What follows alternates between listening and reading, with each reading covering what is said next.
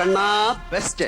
വണക്കം, വന്ദനം, നമസ്കാരം. മൈജി ബെസ്റ്റ് കണ്ണാ ബെസ്റ്റ് സീസൺ 2 പുതിയൊരു എപ്പിസോഡിലേക്ക് എല്ലാവർക്കും സ്വാഗതം. അപ്പോൾ ഞാൻ ഇന്ന് വന്നിട്ടുള്ളത് ആലുവയിലുള്ള KMEA college of arts and സയൻസിലാണ്. കിടിലൻ അഭിനേതാക്കളാണ് ഇവിടെ ഉള്ളത്. നിങ്ങൾക്കായി പെർഫോം ചെയ്യാൻ അവർ വെയിറ്റ് ചെയ്യാണ്. ഒട്ടും സമയം കളയാതെ നമുക്ക് അവരുടെ അടുത്തേക്ക് പോകാം.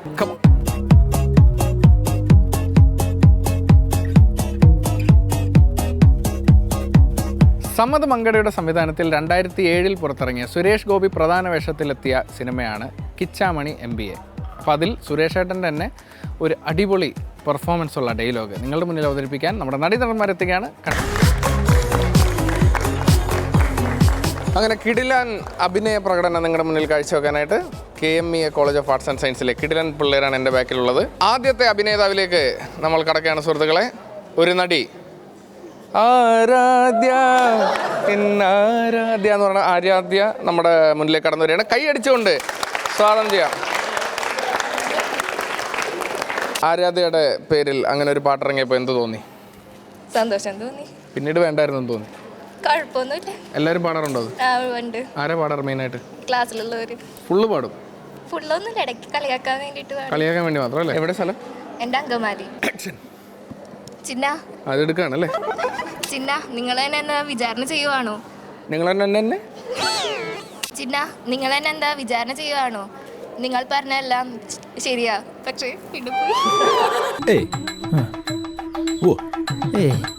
പക്ഷേ ചക്രവാണിയോട് ഞാൻ ഇവളുടെ കണ്ണീരിന്റെ വിലയാ എന്താണ് കൊടുത്തത്.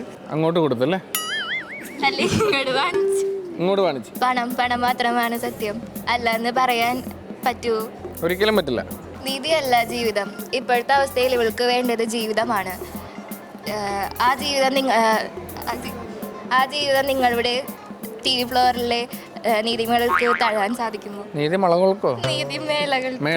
നീതിമേളകൾക്ക് തരാൻ സാധിക്കുമോ? കോടതിയിൽ ഇവളുടെ ജീവിതം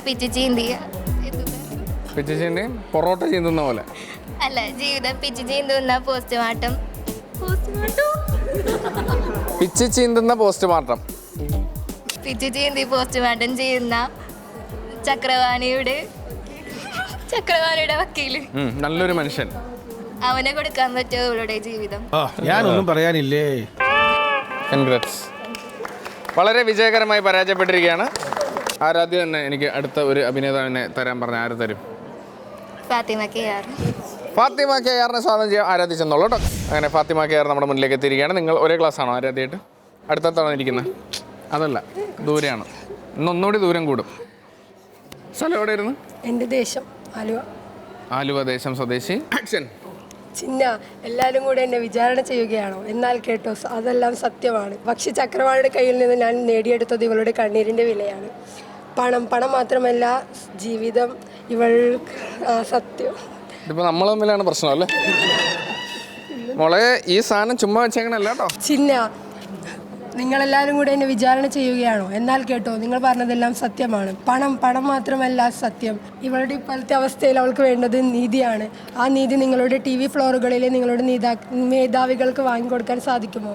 കോടതിയുടെ മുന്നിൽ അവളെ പിച്ച് ചീന്തി പോസ്റ്റ്മോർട്ടം നടത്തുന്ന നിങ്ങളുടെ നീതി വേടന്മാർക്ക് അവൻ കൊടുക്കാൻ നീതി നിങ്ങൾ ചക്രവാണികൾക്ക് നേരെ ചക്രത്തിലോട്ട് പോയി. ആ ജീവിതം തിരിച്ചു കൊടുക്കാൻ സാധിക്കുമോ നിങ്ങളുടെ TV മേളകളിലെ നിങ്ങളുടെ പീഡന്മാർക്ക്?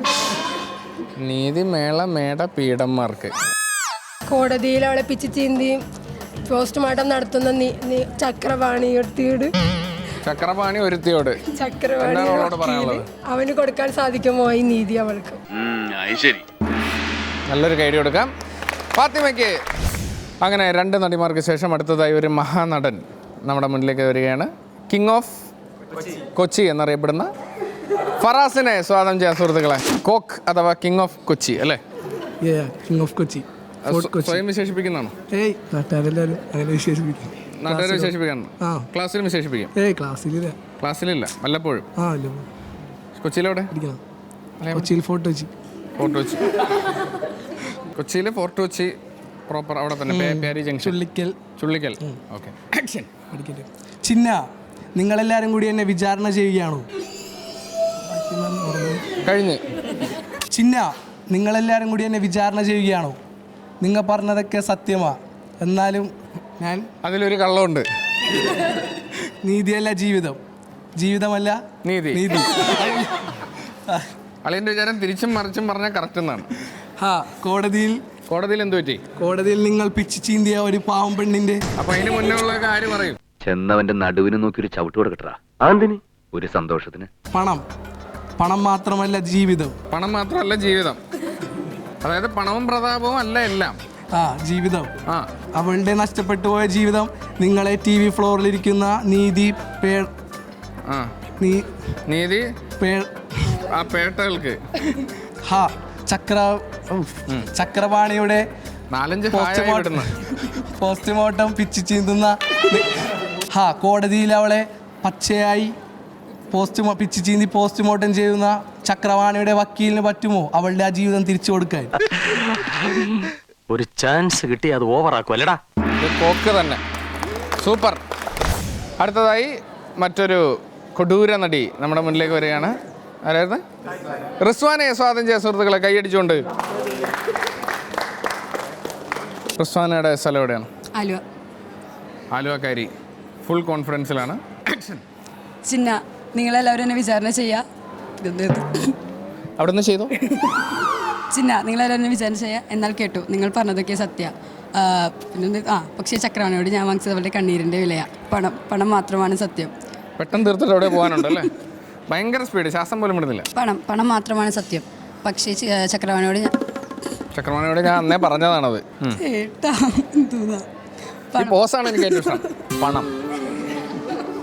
പണം മാത്രമാണല്ലോ. പിന്നെ പണം മാത്രമാണ് സത്യം.